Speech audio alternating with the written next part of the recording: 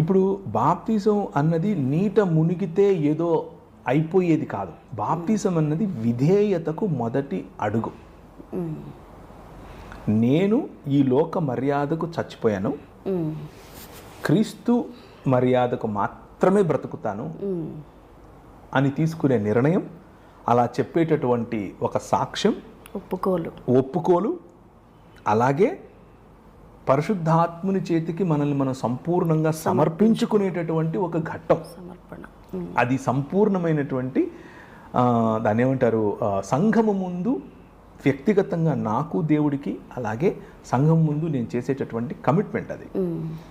ఇంకా చాలా కోణాలు అందులో ఉన్నాయి. అది తిరిగి మరణ పునరుత్థానాలకు సూచన కూడా. సో చాలా కోణాలు అందులో ఉన్నాయి.